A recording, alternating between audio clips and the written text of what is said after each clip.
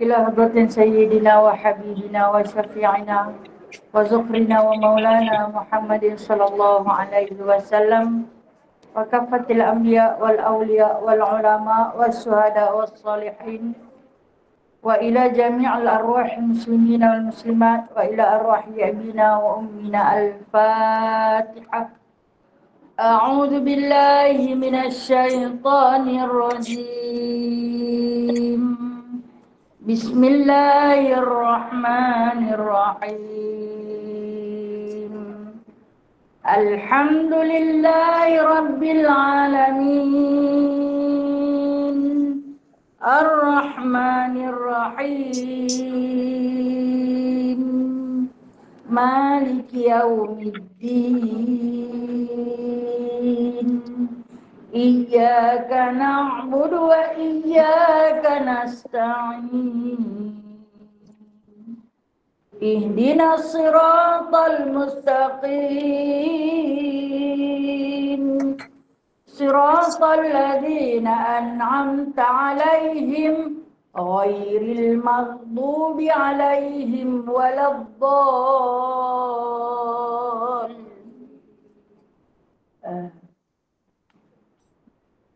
أعوذ بالله من الشيطان الرجيم. بسم الله الرحمن الرحيم. الذين كانت أعينهم في غطاء عن ذكري وكانوا لا يستطيعون سمعا أفحسب الذين كفروا أن يتخذوا عبادي من دوني أولياء إنا أعتدنا جهنم للكافرين نزلا قل هل ننبئكم بالأخسرين أعمالا الذين ضل سعيهم في الحياة الدنيا وهم يحسبون أنهم يحسنون صنعا أولئك الذين كفروا بآيات ربهم ولقائه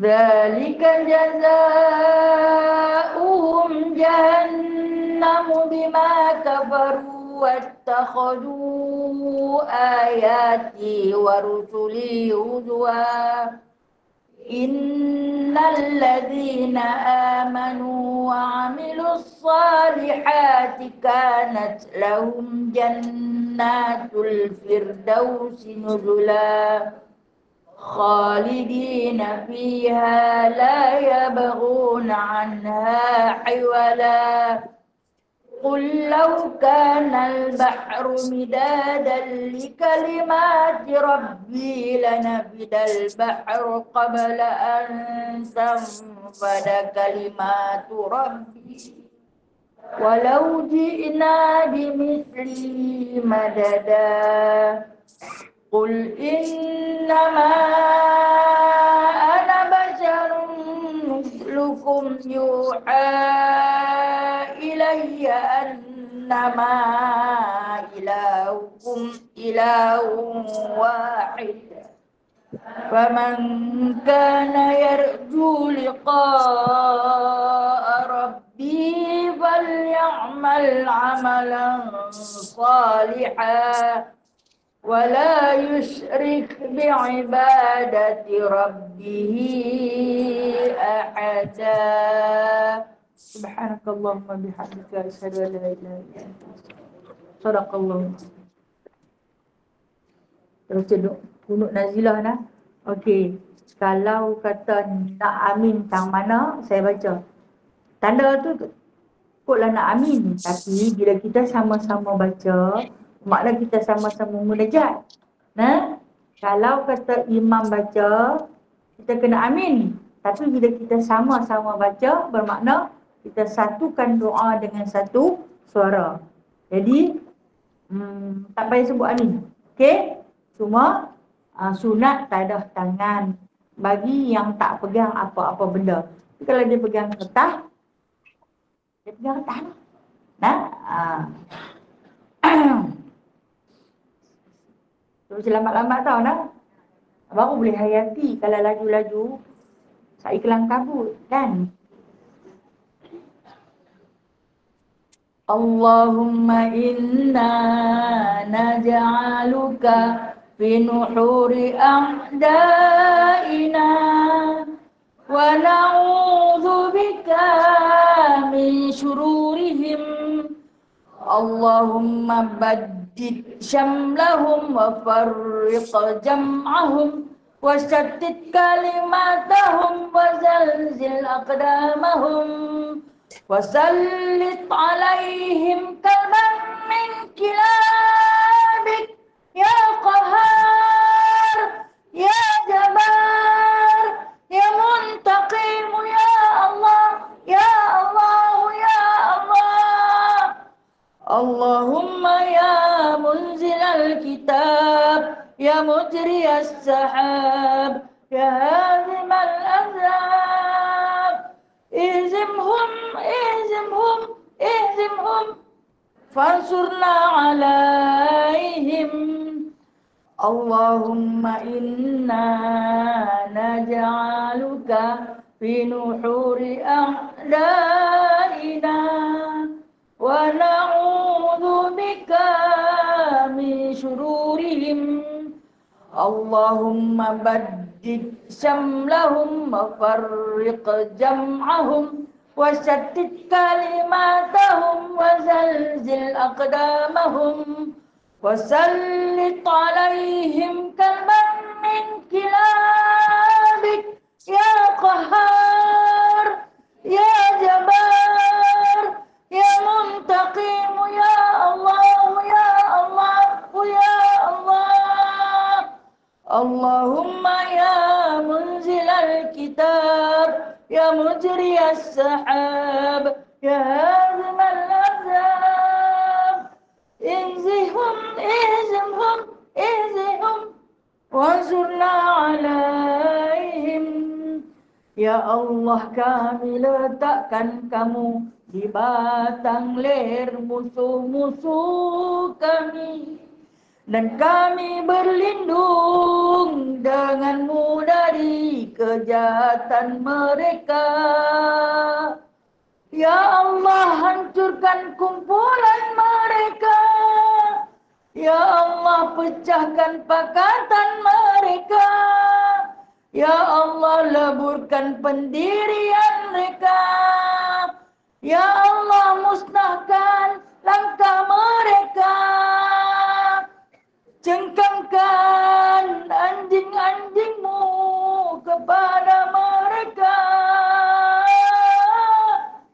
Ya Allah yang maha memaksa, Ya Allah yang maha perkasa, Ya Allah yang maha membalas, Ya Allah, Ya Allah, Ya Allah, yang turunkan kitab, yang gerakkan awan, yang tewaskan tentera Ahzab.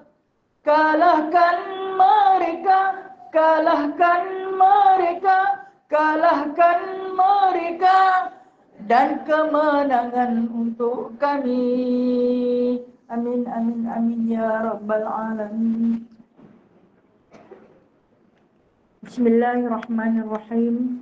Rabbi syrah li sadri wa yassir li amri wahlul 'uqdatam min lisani yafqahu qawli. Allahumma shalli ala sayyidina Muhammad wa ala ali sayyidina Muhammad. Rabbi yassir wa la tu'assir, Rabbi tamim bi khair ya karim. Subhanaka la ilma lana illa ma 'allamtana, innaka antal alimul hakim. Innaka antas sami'ul alim, innaka antat tawwabur rahim. Amma ba'du faya ibadallah.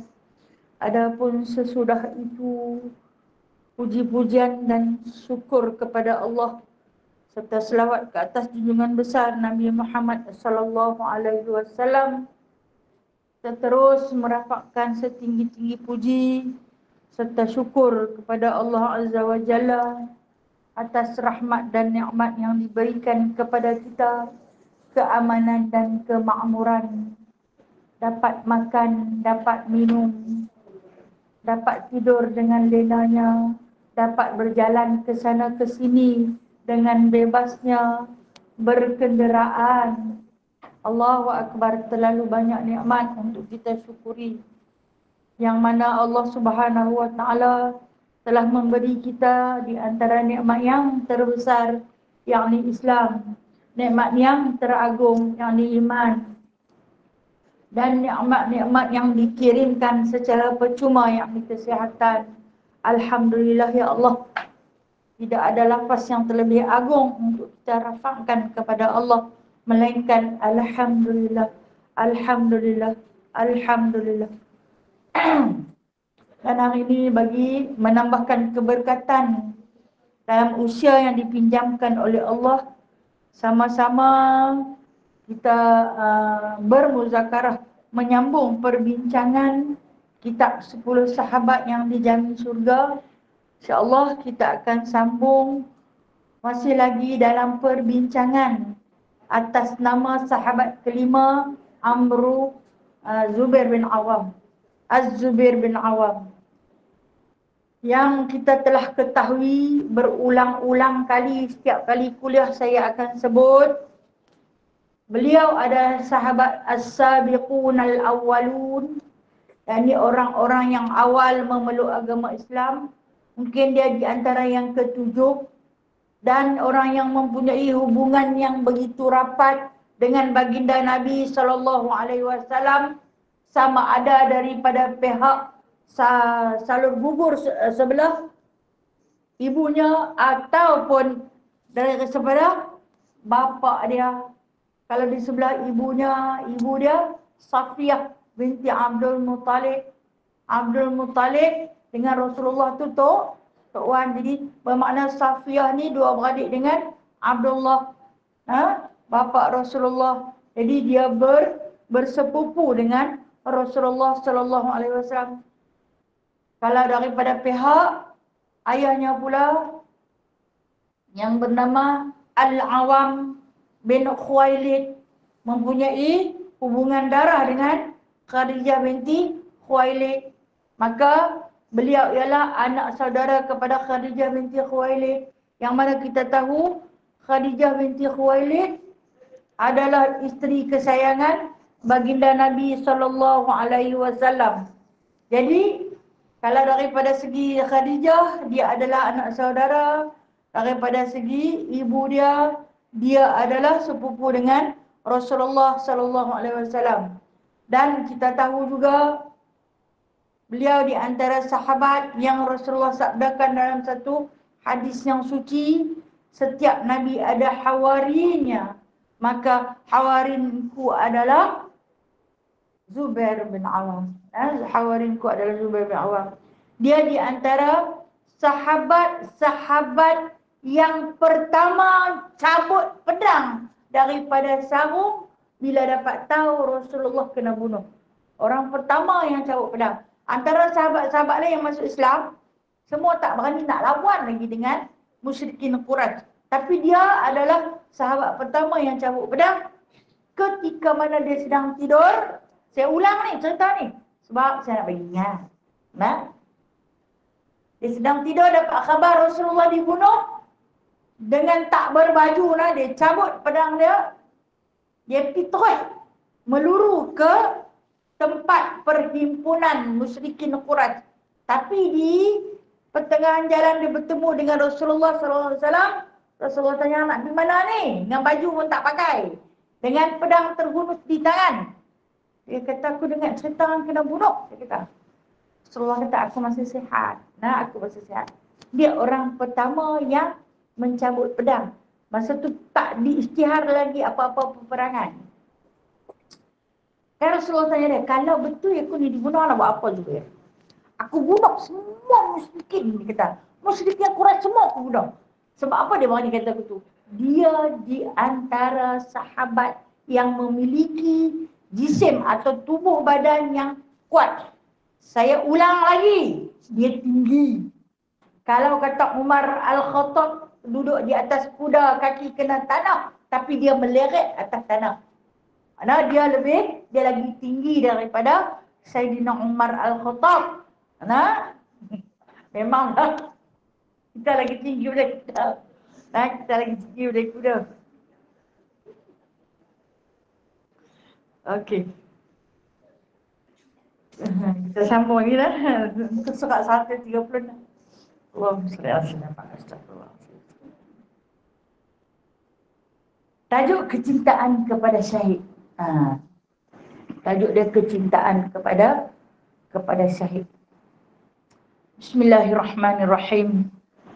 Az-Zubair pernah berkata, aku mendengar bahawa Talhah bin Ubaidillah memberikan nama anak-anaknya dengan nama para nabi. Dia tahu tidak ada lagi nabi setelah Muhammad sallallahu alaihi wasallam. Adapun aku menamakan nama anak-anakku dengan nama para syuhada. Moga-moga mereka boleh mengikuti menjadi syahid. Lalu beliau menamakan anaknya dengan nama berikut.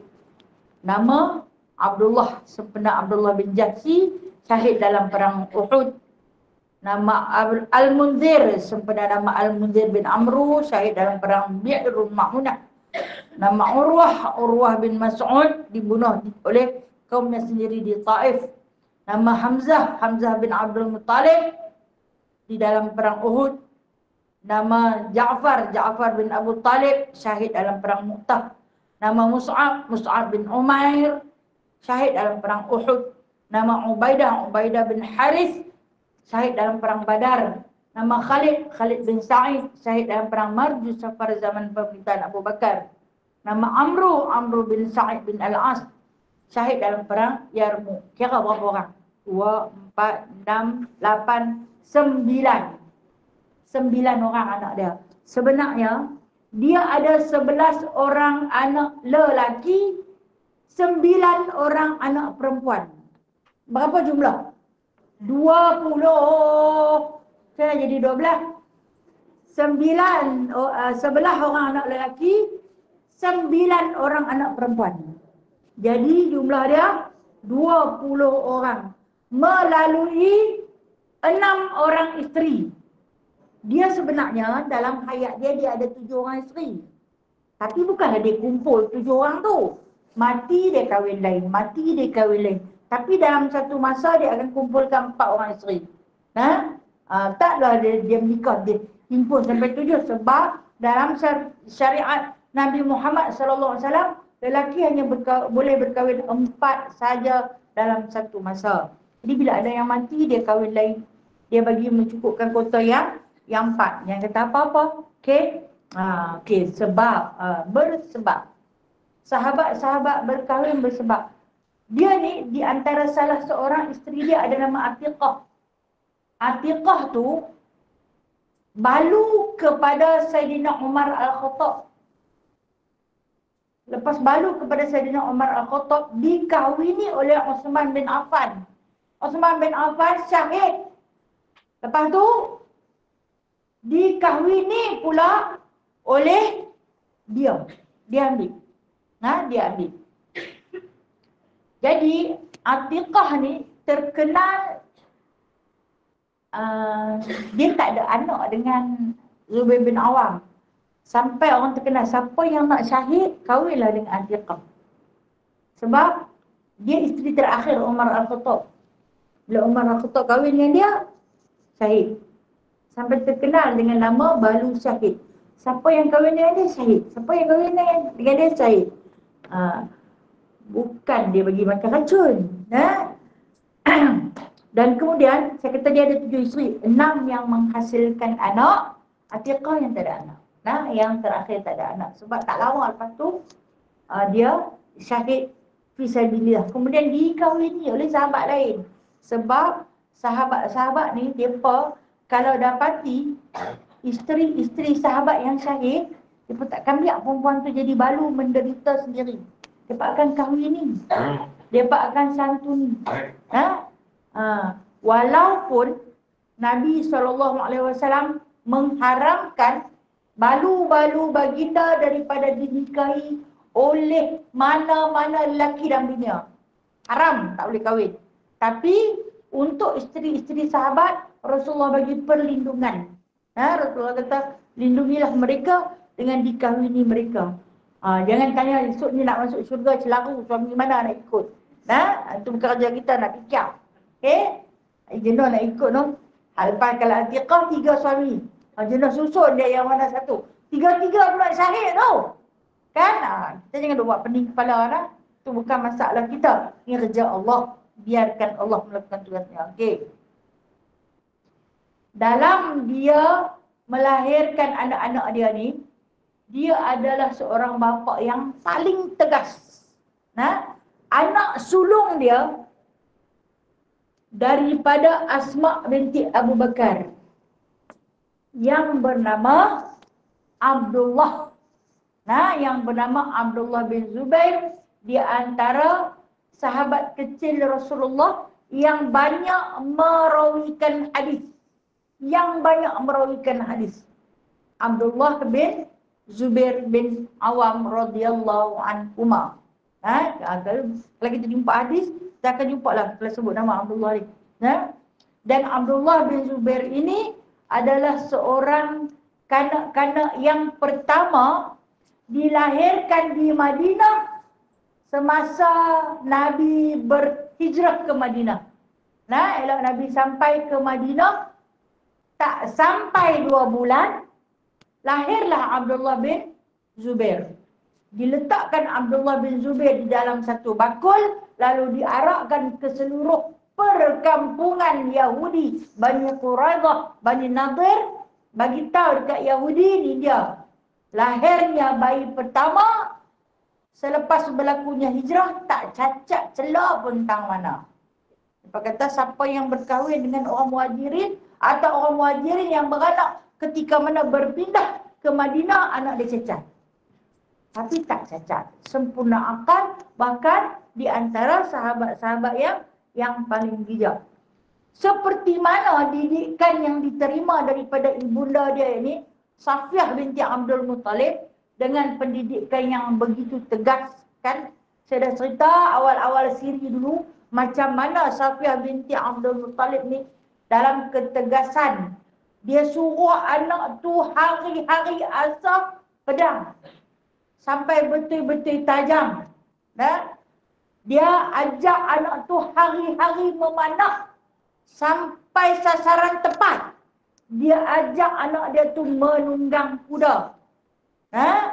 Sampai yang dikatakan Zubair bin Awam ni, kalau kata dia naik kuda ni tak payah jejak pelana.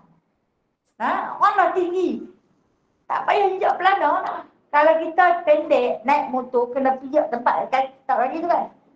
Tapi kalau dah tinggi, langkah je. Langkah je dia naik. Dan istimewanya, kuda dia adalah kuda yang paling besar. Barulah sesuai dengan fizikal dia, untuk tubuh badan dia yang tinggi.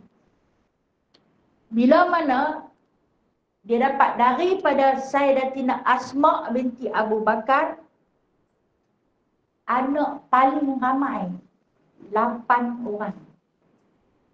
Sayyidatina Asma ada anak 8 orang dengan Zubair bin Awam. 5 lelaki, 3 perempuan. 5 lelaki, 3 perempuan. Dan 5 lelaki tu ada dalam kitab ni, tanda saya sebut lagi . Yang pertama Abdullah itu yang sulung. Al-Munzir, Urwah, Ja'far, Hamzah, Mus'ab. Tu 5 tu derek tu. Tanda kat tu. Yang Ubaidah ni dengan isteri lain. Okey. Sampai Ja'far.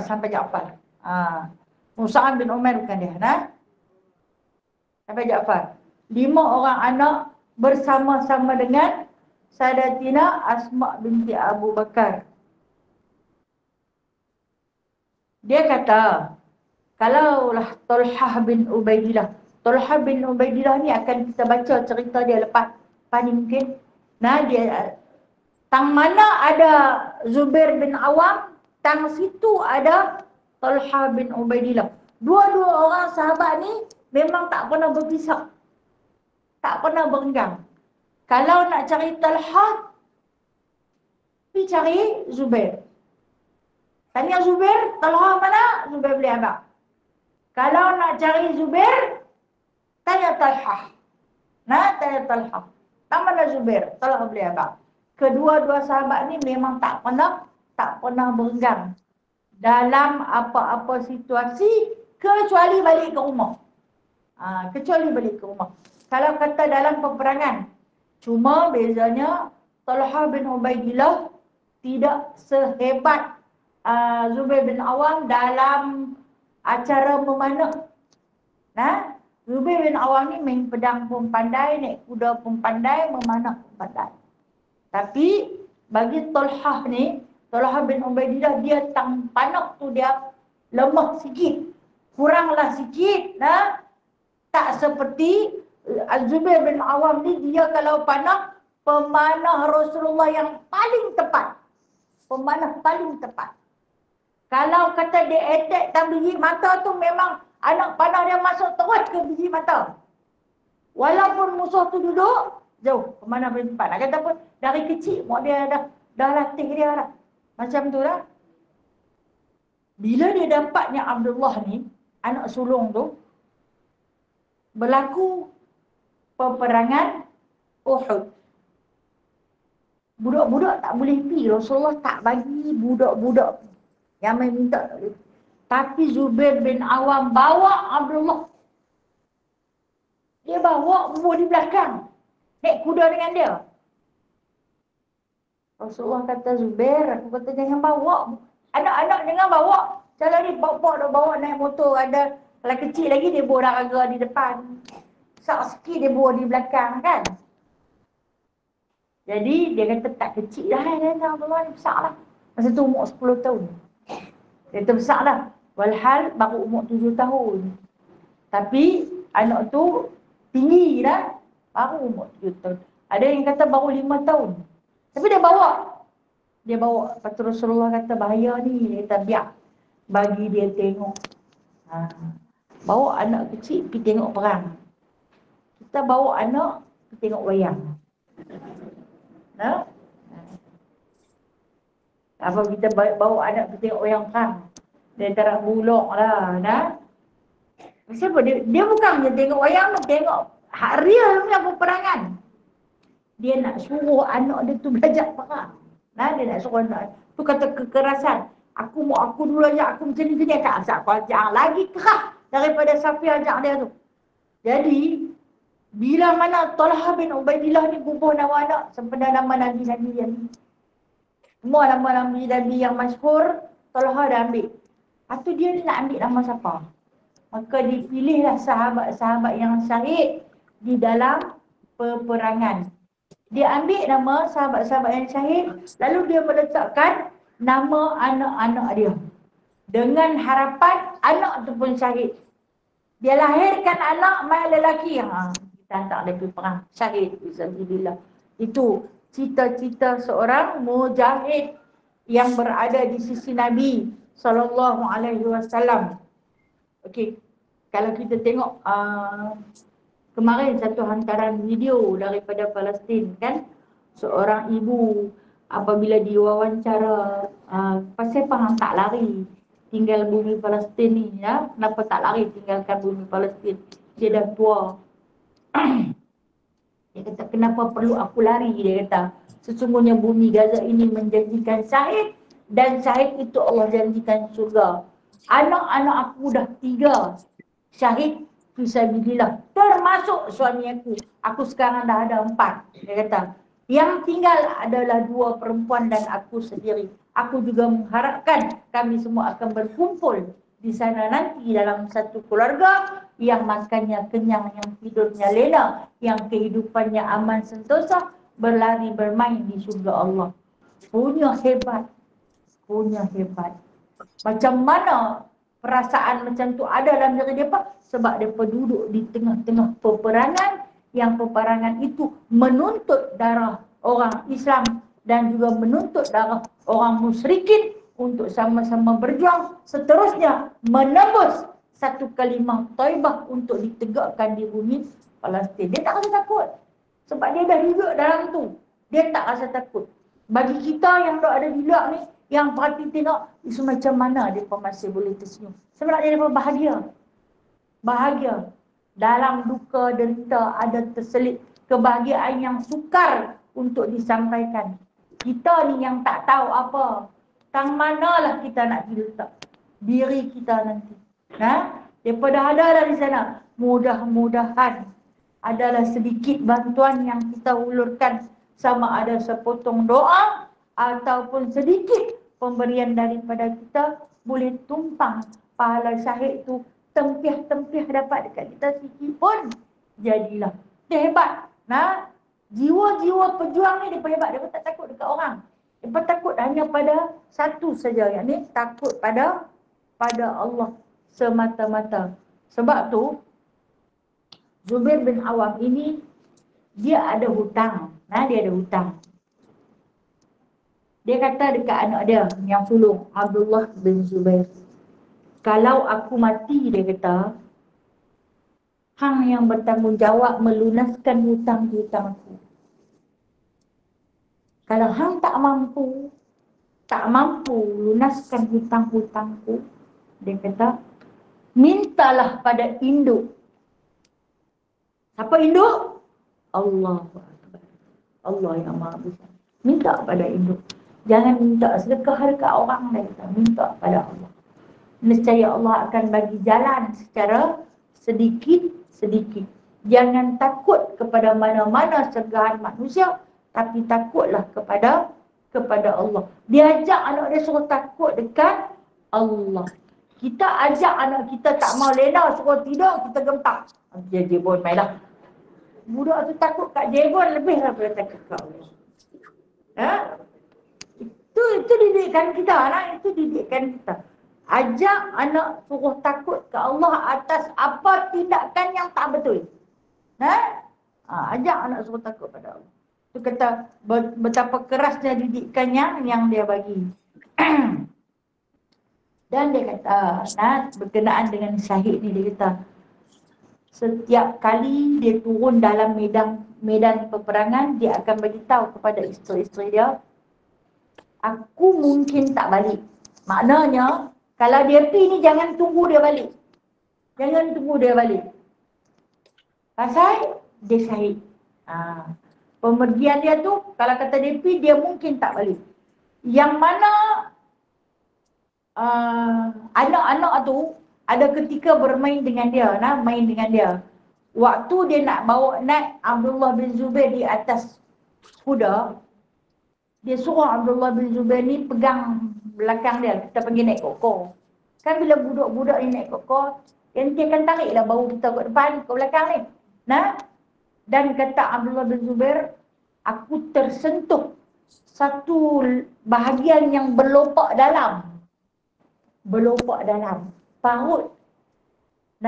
Yang duduk di atas dada. Atas sikit daripada jantung. Kata Abdullah bin Zubair, jari jemari kanak-kanak tenggelam waktu dia tarik bawah wayar tu. Tenggelam masuk dalam lubang tu. Lepas tu dia tanya ayah dia, ni lubang apa ni? Lubang apa? Jadi Zubair bin Awam buka sikit dia punya baju, nampaklah bekas lembing yang tusuk dia punya bahu tu, tembus menumbuh rupanya.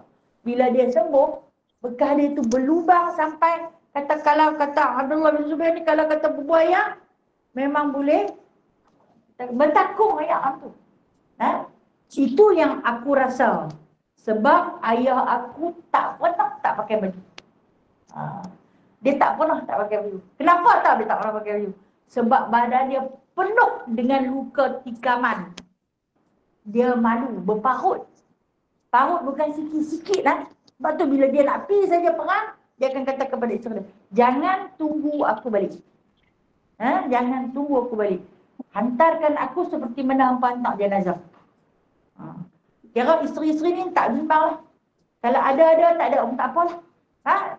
Tapi biasanya dia adalah pemegang panji Rasulullah sallallahu alaihi wasallam, bendera yang berwarna hitam yang menulis la ilaha illallah. Dia pemegang panji. Biasanya yang akan di depan sekali adalah yang memegang panji. Dia pun tak susah hati dah. Dia kata dia tak balik, saya tengok-tengok, bila nampak bendera tu dari jauh, itulah Zubair bin Awam. Bila nak mati ni? Bila nak mati ni? Dia tanya lah, dia tanya. Bila dia sampai, dia akan santuni lebih dahulu Umar Asma binti Abu Bakar, kerana Asma binti Abu Bakar adalah isterinya yang pertama, yang terbaik, yang selalu berkongsi malam dia, giliran dia dengan isteri-isteri lain. Makna dia macam ni. Dia cerita malam ni giliran dia. Tapi ambil lah amal. Malam ni, tak apalah dia bagi kat kono, dia bagi kat kono. Sampai Zubair bin kata, hang tak suka dekat aku kah? Bukan tak suka, tapi mungkin dia pun lebih merindui. Sebab dia yang tua. Tengoklah anak siapa nak? Anak siapa dia? Abu Bakar nah. Yang dia suruh pergi dia tu yang tak main sangat tu nah. Baik, kita tengok gelaran pengikut setia Rasulullah Hawari, bodyguard. Hawari ni bodyguard ataupun pengawal yang paling setia. Kita tahu bahawa gelaran Al-Hawari diberikan kepada pengikut Nabi Isa. Nabi Isa ada 12 orang Hawari. Yang salah seorang daripada Hawari itu ialah pengkhianat kepada dia. Kan Judas kan? Kita contoh dalam surah Al-Ma'idah insya-Allah.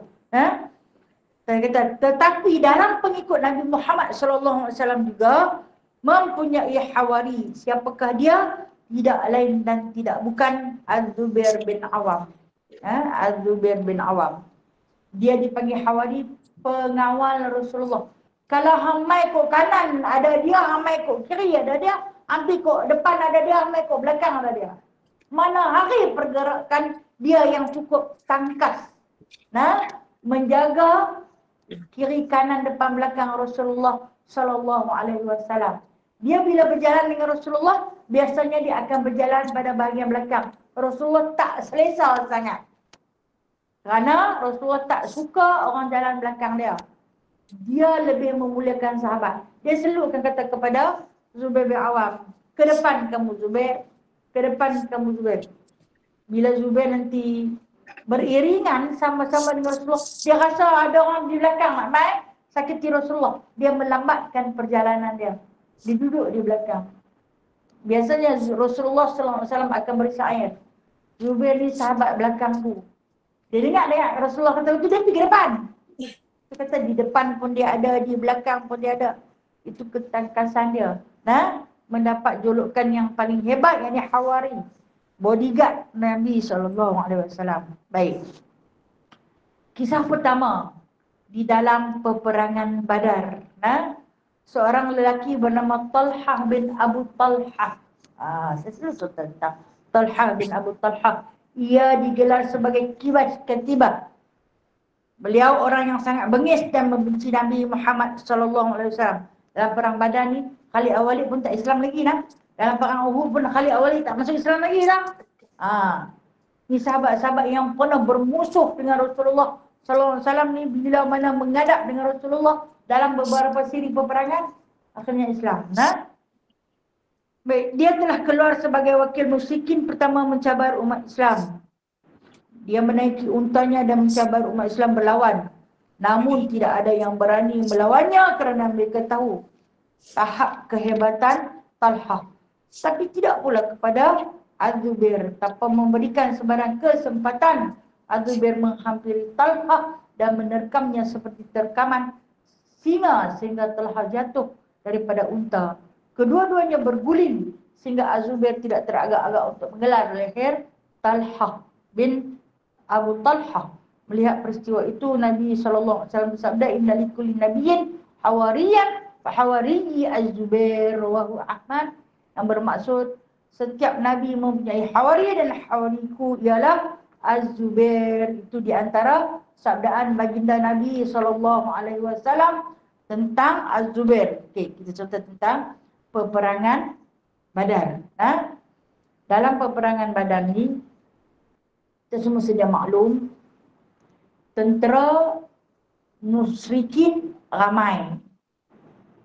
Tentera musyrikin ramai, 1000. Tentera muslimin sikit sangat. Ada 313 orang. Badar Kubra.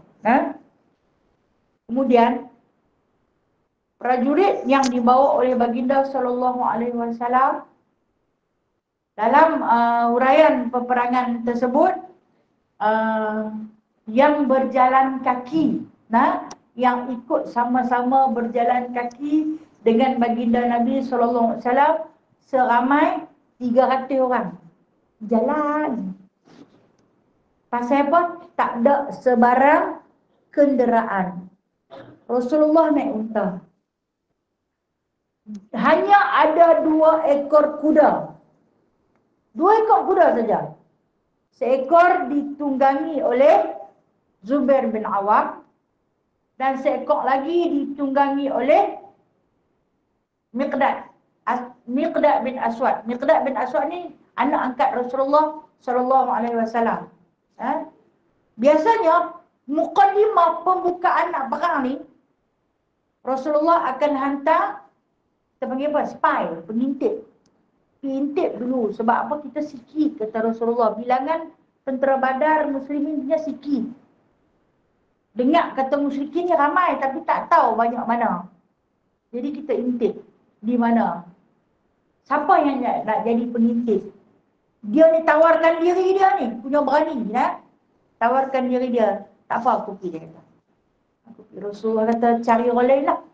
Sebab ketika itu Sayyidatina Asma sedang mengandung anak nombor 3. Anak nombor 3. Rasulullah buat tak layan dekat dia. Rasulullah kata siapa nak boleh pergi ni? Dia angkat tangan.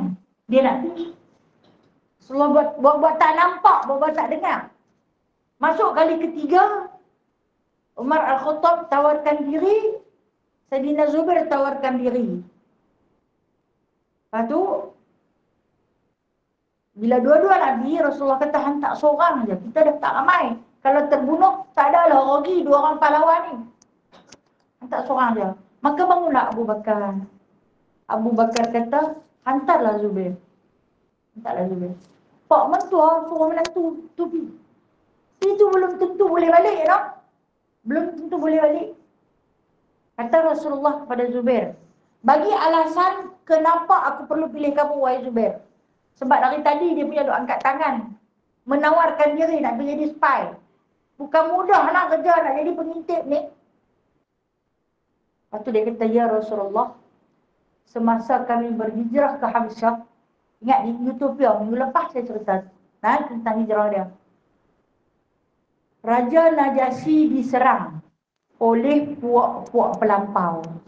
Sebab tak puas hati, Raja Najasyi bagi perlindungan kepada orang Islam yang berhijrah daripada Mekah ke kota Habsyah.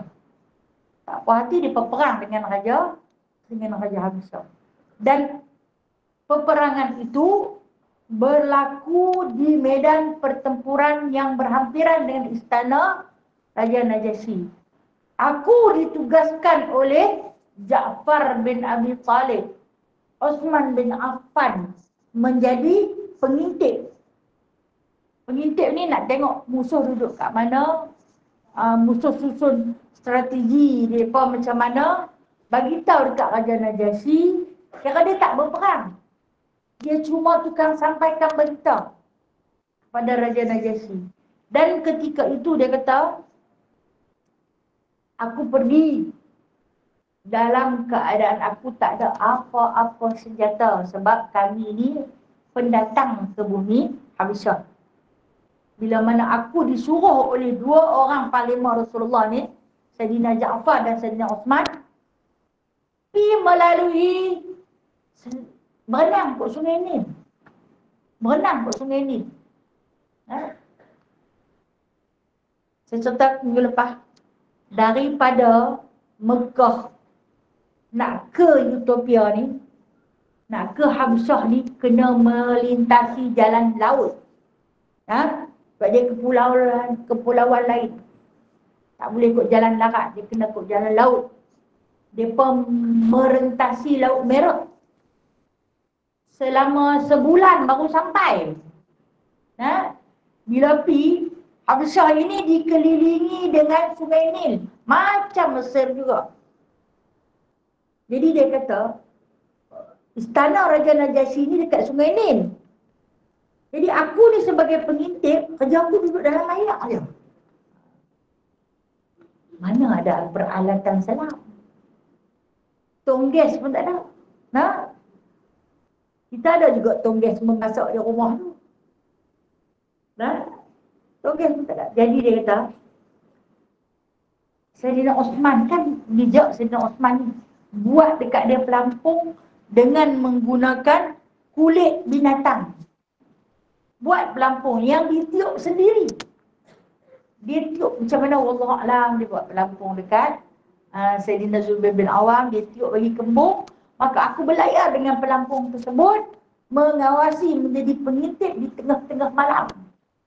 Mengintip puak-puak pelampau yang nak menyerang Raja Najasyi. Dan aku akan bercerita dekat Raja Najasyi begini-begini, musuh duduk kat sini, dekat sini, punya rancangan begini-begini. Dan Raja Najasyi akhirnya menang dalam pertempuran tersebut. Lalu memuji orang-orang yang berhijrah, orang Islam yang berhijrah. Bagus sebab tolong dia. Tak ada pasal apa orang Islam tolong Raja Najasyi. Sebab Raja Najasyi itu tolong mereka. Kalau tumpasnya Raja Najasyi, maka kemungkinan mereka akan dihalau daripada bumi Habsyah. Jadi dia kata, itulah alasan kenapa aku nak pergi sangat menjadi perisik dalam perang Badar. Dia pergi. Seorang-seorang kan Rasulullah kata jangan tak ramai. Kalau kata mati, mati seorang. Dia pergi. Rasulullah bagi dia pakai sehelai pakaian yang berwarna hitam. Perisik ni lah. Buruh serban hitam. Tak menaiki apa-apa kenderaan. Dibimbangi berbunyi tapak kaki kuda. Berjalan. Tak jauh. Lebih kurang 25 km daripada kota Madinah. Berjalan malam. Mengintip keadaan musuh. Memang dia nampak dalam Badar tu musuh ramai dah. Dah ada dari situ. Musuh dah ada di lembah Badar. Menguasai badan dia ada satu telaga. Telaga Badar. Yang ketika ini orang-orang Islam Madinah baru diturunkan ayat wajib puasa Ramadan. Semua tengah berpuasa. Jadi sebab tu musyrikin ni kuasai telaga Badar. Kalau kata waktu buka puasa dia pun tak boleh minum. Jadi Zubair bin Awam ni bila dia perhati dengan begitu terperinci, macam dia boleh melukis plan pula berbalik mai kat Rasulullah. Sambil dia lari balik ni, dia buka baju hitam yang Rasulullah bagi tu, dia pusing ke atas tu. Dia nak habaq betapa sukanya dia bila mana dia dapat mengintip rahsia-rahsia peperangan orang-orang musyrikin Quraisy. Dia pergi terus ke rumah Rasulullah dengan keadaan tak berbaju, maksud tak berparut-taruk lagi, baru nak perang pertama. Dia cerita kat Rasulullah satu. Rasulullah yang bijak ni pun mengatur tentera ini, walaupun dengan keadaan kenderaan yang tak cukup, kelengkapan pedang yang tak cukup, baju besi yang tak ada. Jadi dengan hasil daripada intipan Sayyidina Zubair bin Awam ini, maka Rasulullah boleh dapat merempuk musuh dan menguasai telaga Badar. Ketika mana sedang kemuncak peperangan berlaku, masuk waktu berbuka puasa. Berlaku 17 Ramadan Bila masuknya waktu berbuka puasa, Sayyidina Bilal bin Rabah naik berdiri di atas satu bukit yang tinggi. Azan yang menembusi, menggegarkan suasana medan peperangan. Yang ketika itu orang-orang kafir musyrikin dengar bunyi azan yang dilakukan oleh Sayyidina Bilal, bergegak mereka ni. Ada yang terlucut pedang mari tangan. Dia azan, masuk waktu solat maghrib dan masuknya waktu berbuka puasa. Adakah sahabat-sahabat berebut ada minum? Tak. Terus berjuang. Nah, terus berjuang. Ketika dalam peperangan Badar ni, Zubair bin Awam terluka pada dahi dia. Dahi dia ni terluka. Darah ni mengalir tak masuk dalam mulut. Bila mana Bilal azan, dia kata, inilah iftar aku yang pertama. Dia buka puasa dengan titisan darah syahid dia tu. Nah, hak mengalir. Ayam tak ada. Tidak, dia duduk ludah ada. Bila darah tu masuk sebab dia puasa. Nah, bila tak ada apa, dia terlayang dulu. Bila lepas habis perang Badar tu, dia beritahu kat Rasulullah. Di antara peristiwa suka duka dia dalam perang Badar, dia kata, tahu tak, dia kata, dia buka puasa, dia minum darah. Rasulullah dia oleh kepala sambil tersenyum. Dan mengkagumi para sahabat yang hebat. Itu, lepas tu dia panggil. Mai. 1 lawan 1 dalam perang Badar. Keluar mai. Jadi 3 pahlawan di sebelah orang kafir, 3 pahlawan di sebelah orang Islam. Kalau Rasulullah pula Zubair bin Awam, Ali karamallahu wajhah, dan Abdullah bin Zubair.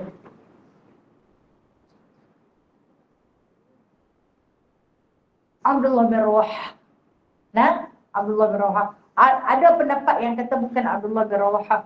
Nah, bila keluar mai ketiga-tiga tu berlawan dengan sehebat-hebatnya, akhirnya dia berpasangan dengan Talhah bin Abu Talhah. Nah, dia berpasangan. Dialah dapat menggelar leher Talhah bin Abu Talhah, tewas di tangannya. Kemudian habis perang tu, ada satu perang, dia tak tulis sini, di sini dia tulis sini kisah kedua. Perang Bani Quraidah. Sebenarnya ada satu lagi perang. Perang Khandaq. Nah, perang Khandaq. Sebab apa saya nak cerita? Kenapa saya tak cerita perang Uhud?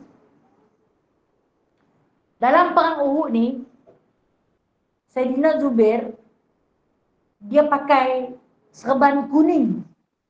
Dalam perang Uhud, Sayyidina Zubair pakai serban kuning. Awak dia pakai serban kuning. Dia bubuh color janggut dia warna merah. Dia menggempur musuh sampailah Allah Ta'ala hantar para malaikat turun, dan kata Rasulullah, malaikat yang membantu ni kesemuanya pakai serban kuning. Dan Jibril alaihi salam juga pakai serban kuning. Tu nampak banyak Talhah, banyak Zubair. Itu dalam perang Uhud. Habis perang Uhud, berlakunya perang Khandaq ataupun dipanggil Ahzab. Tentera Ahzab. Bila dalam berlakunya peperangan Ahzab ni, kan saya dah cerita lah. Kalau ingatlah, kalau tak ingat kita punya balik. Panjang nak cerita dia ni. Orang-orang Yahudi dah berjanji dengan Rasulullah waktu Rasulullah buat piagam Madinah. Rasulullah kata, kita walaupun Islam dengan Yahudi kena saling bantu-membantu. Sebab kita duduk dalam satu negara. Kalau hampa tengok kami ditindas, hampa tolong kami. Kalau kami tengok hampa ditindas, kami tolong hampa. Walaupun kita berlainan agama, tapi kita duduk dalam satu negara, kita kena saling melindungi. Tapi Yahudi Bani Quraidah jahat. Dalam perang Ahzab kan berlaku pengepungan puak-puak musyrikin. Pakat tunggu balik parit ni sampai sebulan. Jadi semua duduk di perbatasan perang, yang tinggal anak-anak dan perempuan saja di rumah. Puak Bani Quraidah ni jahat.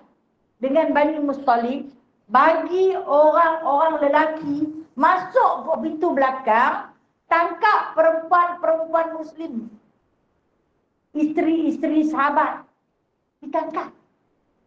Tangkap buat jahat lah. Nah, jadi sampai orang-orang perempuan tak boleh keluar rumah. Dah lah nak makan apa pun tak ada. Perang Ahzab sedang berlaku. Lama. Jadi saya dan Tina Aisyah waktu ni main ke medan perang Ahzab. Ketika tu Rasulullah ada di atas satu pos. Tempat Rasulullah duduk, Rasulullah sedang menangis. Mohon pertolongan daripada Allah. Tengok-tengok Aisyah dah ada di depan. Aisyah kata, kami terancam. Kaum wanita diancam. Sebab tak ada perlindungan. Laki-laki semua dah ada di medan pertempuran. Kami orang perempuan, puak-puak Yahudi buka satu pintu.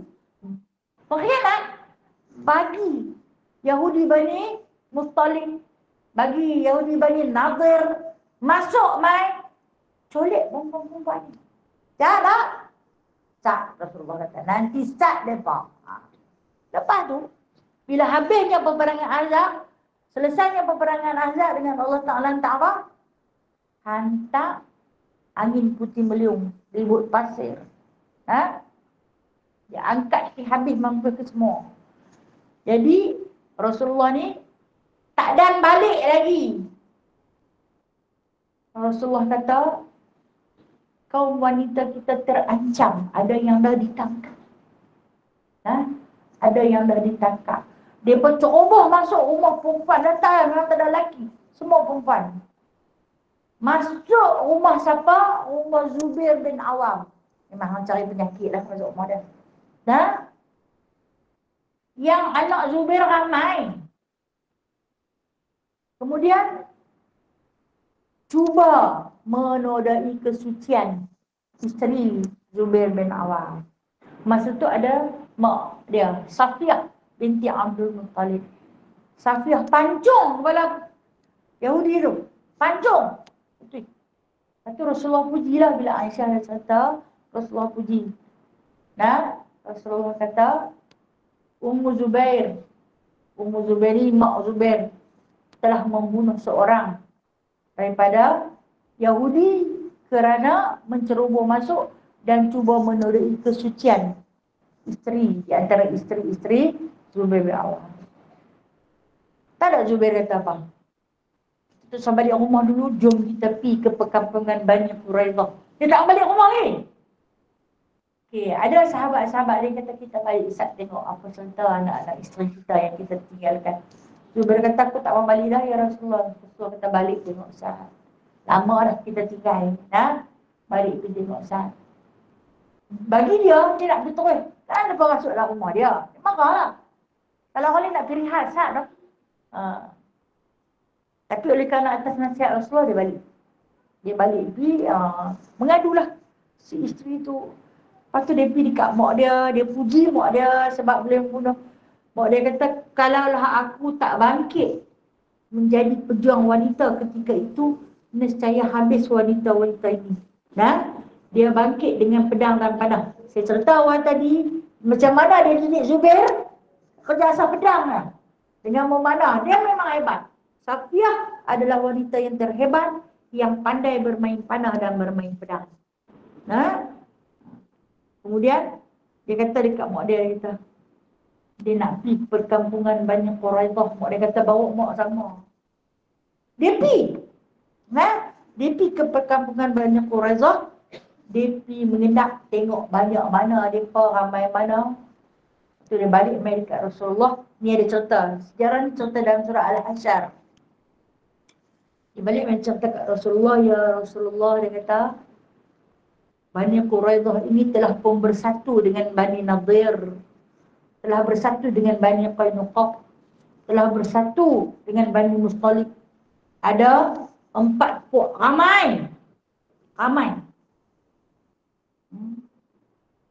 Kita ni sikit. Kita ni sikit ya Rasulullah. Macam mana kita nampak? Lepas tu saat kita baca sikit dan dia pun sikit-sikit. Saya cerita panjang-panjang. Saya lebih faham, no? Okey, adapun dalam perang Khandaq keadaan kaum muslimin sangat buruk, bahkan setiap orang di antara mereka tidak boleh masuk ke tandas kerana perkembangan yang dilakukan terhadap mereka sangat ketat. Sehingga mereka takut terbunuh. Keadaan makin buruk ketika kaum Yahudi Bani Quraidah mengingkari perjanjian mereka dengan Nabi SAW. Lalu mereka membuka peluang lebar bagi kaum muslimin untuk masuk ke Madinah. Karenanya Rasulullah SAW berseru kepada kaum muslimin siapa yang akan ke Bani Quraidah memerangi mereka. Lihat situasi yang melakukan itu, tidak ada seorang pun dari kaum muslimin yang mahu keluar untuk memerangi mereka. Saat itu Zubair berdiri lalu kata, akulah yang akan keluar, wahai Rasulullah. Rasulullah SAW mengulangi seruannya itu, tetapi tidak ada seorang pun yang mau keluar kecuali Zubair. Maka Nabi SAW bersabda, demi ayah dan ibuku semuanya, tiap Nabi menjadi Hawar, ikut Hawar. Ini pengikut setia dan Hawar itu ialah Zubair. Berkali-kali Rasulullah ulang. Sejak hari itu Zubair pun menjadi Hawari Rasulullah. Zubair keluar untuk memerangi Bani Quraidah. Saat itu Zubair mengetahui ibunya Safiyah telah membunuh seorang lelaki Yahudi semata-mata kaum muslimin, memelihara kaum muslimin dari kalangan wanita. Demikianlah sang anak dan ibunya sama-sama berjuang untuk memberikan pengabdian kepada Allah Subhanahu wa taala. Okey. Saya ulang. Macam mana mereka boleh menang? Mereka masuk. Rasulullah SAW bawa tentera-tentera Khandaq, tentera Azab ni masuk ke perkampungan Bani Quraidah. Pasal apa? Orang Bani Quraidah ni tak sangka Nabi nak pergi perang dengan mereka. Nabi kan dah berjanji dalam piagam Madinah, kita ini akan saling melindungi. Siapa yang dibocok rahsia? Kata kita belot. Siapa yang bocok rahsia? Dia pun tak tahu kata Aisyah yang berkata Rasulullah. Mereka dalam keadaan tidak bersedia. Lepas tu Rasulullah masuk dengan tentera-tentera muslimin dia yang lain. Masa ni dah ramai 3,000. 3,000. Masuk. Bila masuk tawan. Pasal apa? Pasal dia dalam keadaan yang tengah terlalai. Duk syok sendiri, tak jadi apa, Isa tak jadi apa. Kita tengok, ditawan. Dalam sejarah mencatat 900 orang laki-laki baligh di kalangan Yahudi Bani Quraidah yang ditawan. Hak lain lari. 600 orang wanita di kalangan Yahudi Bani Quraidah yang ditawan. Hak lain lari. Itu bermulanya pengharaman Yahudi dari tanah Madinah. Tanah Madinah tak boleh dimasuki oleh orang kafir. Jadi yang dapat tangkap 600 perempuan, 900 lelaki. Bila diberi pilihan suruh masuk Islam, tak mau masuk Islam. Maka ketika ni Rasulullah isytiharkan apabila dia tak mau masuk Islam, pancung. 600 orang Yahudi dipancung ketika itu. 9. Tinggal 600 orang perempuan. 600 perempuan ini diberi pilihan. Hampa nak Islam ke nak jadi hamba tawanan? Ramai di kalangan wanita-wanita itu memilih untuk masuk Islam. Ramai di kalangan wanita-wanita itu memilih untuk masuk Islam.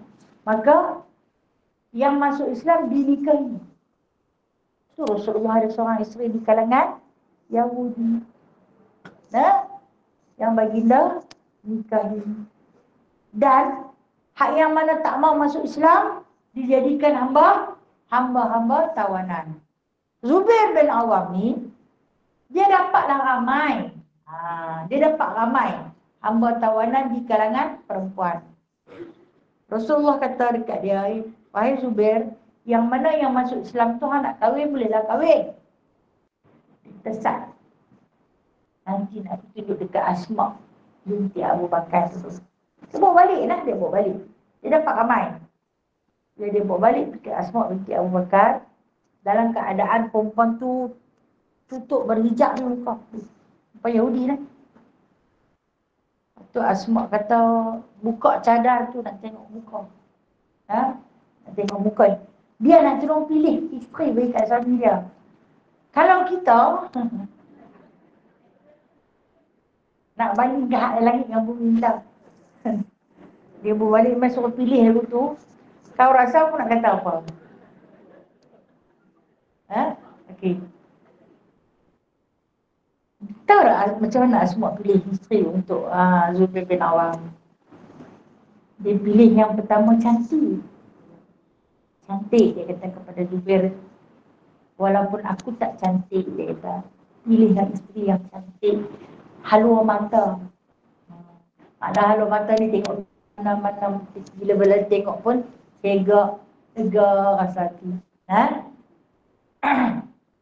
Yang kedua, ciri yang dipilih oleh Sayyidatina Asma binti Abu Bakar ni, dia tengok dari segi budi pekerti, akhlak. Akhlak dia, cara dia bercakap, cara dia duduk. Pilih yang terbaik bagi dekat suami dia. Kata, yang inilah yang terbaik. Antara ramai-ramai yang berbalik, yang inilah yang terbaik. Maka nikahilah dia. Kata Zubair bin Awam, maharnya, mas kahwinnya. Kata Asma binti Abu Bakar, aku ada kalung yang hadiah ketika mana mendapat harta ghanimah di dalam peperangan Ahzab. Baru perang habis, balik main bagi hadiah kalung dekat isteri. Kalung tu dia ambil, dia bagi dekat Zubair, nak jadikan kalung ini sebagai mas kahwin untuk perempuan tersebut. Mana nak dapat isteri yang sehebat tu lah. Tengoklah anak siapa, isteri siapa, terus bandinglah dengan kita. Kita bukan siapa-siapa. Kita bukan siapa-siapa. Di sisi Allah, di sisi Rasulullah, di sisi para sahabat, kita bukanlah sesiapa. Itu di antara rentetan peperangan. InsyaAllah saya akan cerita peperangan Yarmouk, macam mana Zubair bin Awam mengambil peranan di dalam peperangan Yarmouk, perang Mesir. Perang ni perang yang jarang-jarang kita ingat cerita. Tak apa kan kalau saya bercerita tentang perang tau. Kami tengok gambar perang lah tu. Seminggu, 2 minggu ni. Sebab sahabat ni dia pun jenis masuk medan perang. Tapi peperangan dia pun indah. Indah untuk kita hayati. InsyaAllah ta'ala kita sambung minggu depan. Kita masih lagi di sini InsyaAllah sambung perang Yarmouk dan perang Mesir. Baik, saya nak sentuh satu soalan yang kemarin ramai WhatsApp saya tanya soalan ni. Saya hanya jawab salah, tapi saya tak jawab soalan tu. Soalan dia, kan hak yang lepas viral satu video, Menteri KDN, Kementerian Dalam Negeri, menikahkan orang yang bukan Islam. Ramai sahabat WhatsApp saya bertanya. Saya tak jawab. Okey, kalau saya tak jawab bermakna saya tak tahu. Wallahu a'lam. Jikalau saya tidak tahu, saya akan ambil satu pendekatan berdiam. Sementara saya rujuk kepada guru-guru saya yang lain. Saya tanya pendapat satu guru. Saya tanya pendapat guru kedua. Saya tanya pendapat guru ketiga. Akhirnya, Syekh Hisham bagi satu pendapat. Dia bagi satu pendapat dekat saya dengan katanya, menteri ni dia ada satu kuasa untuk menikahkan, tetapi dengan syarat pasangan tersebut dah bernikah secara daftar dengan orang mereka. Makna dia dah pergi nikah dah di pejabat pendaftaran. Dia pergi nikah dah di pejabat pendaftaran. Kemudian majlis akad nikah tetap diadakan. Jadi dia pun macam nak jemput orang terhormat, orang yang paling dia hormati. Dia pun jemputlah menteri itu. Dia pun jemput menteri itu. Macam dalam Islam buat lafaz akad nikah, tapi kita memang buat sungguh-sungguh. Dia pun ni kira ulang balik. Bermakna menteri itu bukan menikahkan mereka. Bukan menteri itu yang menikahkan mereka. Dia cuma buat ulang sekali balik, mengesahkan lafaz kedua-duanya di pejabat pendaftaran yang dah dia pendaftar. Itu jawapannya. Adakah boleh? Boleh. Kerana kekuasaan diberi kepada bisultan, kata dalam kitab yang kena. Sultan, orang yang mempunyai kuasa, menteri, boleh menikahkan apabila ianya diberi keizinan oleh Yang di-Pertuan Agong. Itu jawapan yang boleh saya bagi mengikut ilmu daripada guru-guru saya. Nah, selebih daripada itu saya tak berani komen.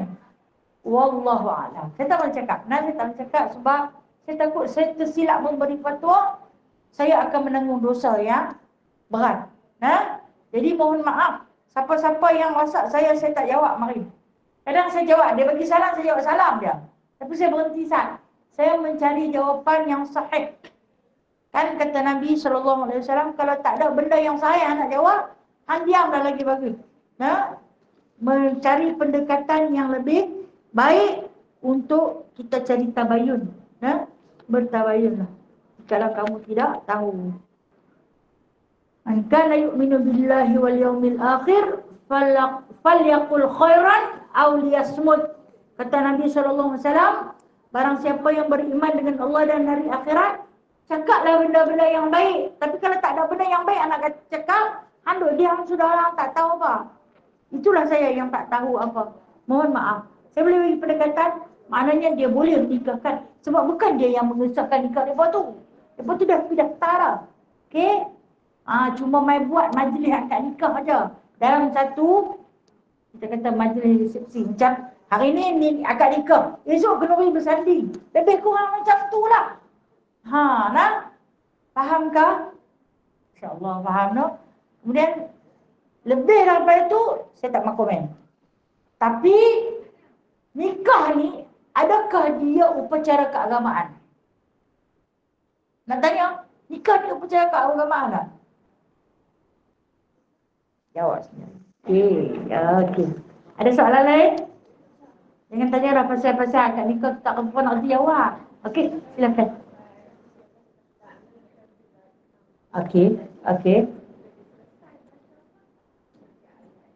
Okey, nak aminkan bila kita sembahyang berjemaah, imam baca qunut nazilah tu, kita nak aminkan kat mana? Kalau imam tu yang faham, dia akan berhenti pada perenggan-perenggan Nabi ya. Nah, Allahumma inna naj'aluka fi nuhuri a'daina wa na'udzubika min syururihim. Tantu. Nah, Allahumma barik syamlahum.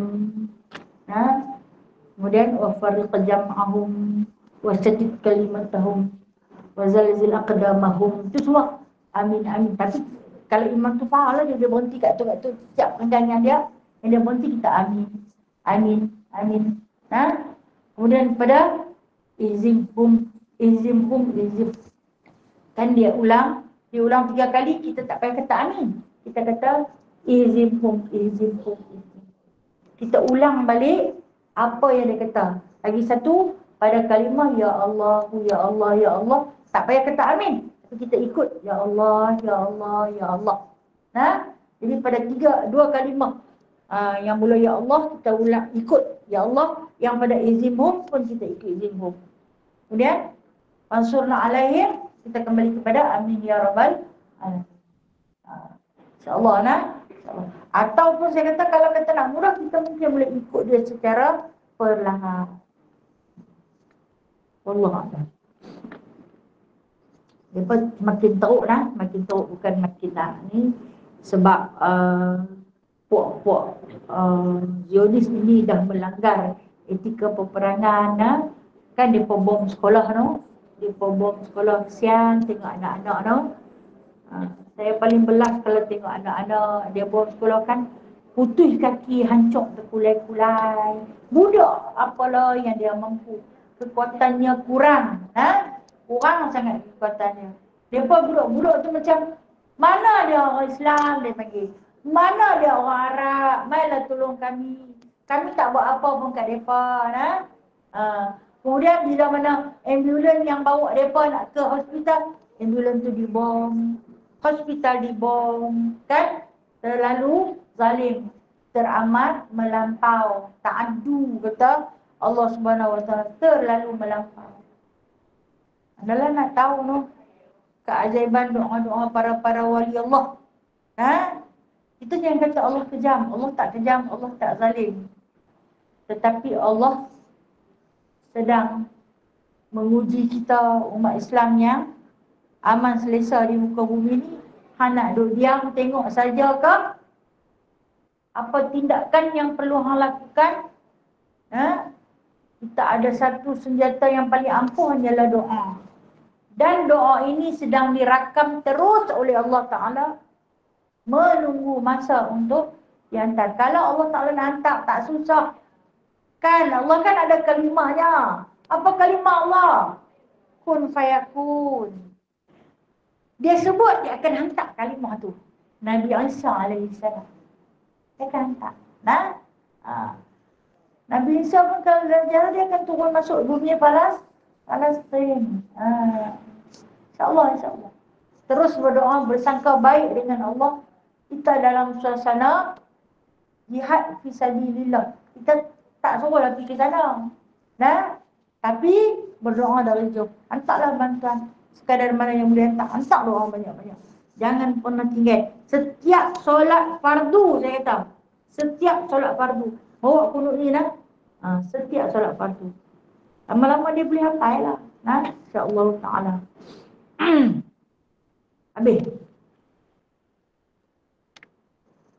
Okey, ni ada satu doa sambungan daripada kunut nazilah. Kita baca sama-sama A'udzubillahi minasyaitonirrajim. Bismillahirrahmanirrahim. Alhamdulillahirabbil alamin. Hamdan katsiran, hamdan yuwafi ni'amahu wa yukafi'u mazidah. Ya Rabbana lakal hamdu kama yanbaghi li jalali wajhikal karim wa 'azimi sultan. Allahumma inna nasta'inuka wa nu'minu bika wa natawakkal 'alaika wa nusni 'alaikal khair wa la nakfuruka. Allahumma iyyaka na'budu wa laka nusalli wa nasjudu wa ilaika nas'a wa nahmidu narju rahmatak wa nakhsha 'adzabak inna 'adzabaka jidda lil kuffaril muhlam. Allahumma inna naj'aluka fi nuhuri a'da'ina wa na'udzu bika min syururihim. Allahumma baddid samlahum wa farriq jam'ahum wa shattit kalimatahum wa zalzil aqdamahum wa sallit 'alaihim kalban min kilabik. Ya Qahhar, ya Jabbar, ya Muntaqim, ya Allah. Ya Allah, ya Allah. Allahumma ya munzilal kitab, ya mujriyas sahab, ya hazimal ahzab, ihzimhum wansurna alaihim. Allahumma a'izzal islam wal muslimin. Allahumma ansur lil islam wal muslimin wal mujahidin. Allahumma anji ikhwanana fi Filistin wa fi Syria wa fi Iraq wa fi Afghanistan wa fi Yaman wa fi Misr wa fi Myanmar wa fi kulli makan wa fi kulli zaman. Allahumma ansur lil muslimin fi Gaza. Allahumma ansur lil muslimin fi Palestin ya Allah. Allahumma ansur lil muslimin fi kulli makan wa fi kulli zaman. Allahumma ansur lil muslimin fi dunya wal akhirah. Allahumma ahlikal sihyuniyya wa man alham. Allahumma shdud wa ta'ataka ala sihyuniyya wa man wal aham. Allahumma adilla sihyuniyya wa man aham wa dammir a'da'aka a'da'ad-din ya rabbal alamin. Wa sallallahu ala sayyidina Muhammad wa ala alihi wa sahbihi wa baraka wa sallam walhamdulillahi rabbil alamin. Saya bubuh makna saya balik bubuh makna nanti saya buat main boleh ke kau nak guna saya tak izin. Saya bubuh makna doa ni kalau ada makna lagi sedap nanti saya tulis makna elok-elok, saya nanti bagi seorang satu insya-Allah ta'ala. Bila kita baca dengan tak bermakna macam kita baca tak ada roh. InsyaAllah Baik, saya sudah dulu kuliah kita pada pagi ini, yang baik itu Allah punya, yang lebih kurang itu adalah daripada saya sendiri. Billahi taufiq wal hidayah. Assalamualaikum warahmatullahi wabarakatuh. Sallu ala Nabi sallallahu alaihi wasallam. Sallallahu ala Muhammad. Sallallahu alaihi wasallam. Sallallahu ala Muhammad. Sallallahu Sallallahu alaihi wasallam. Terima kasih semua sahabat-sahabat.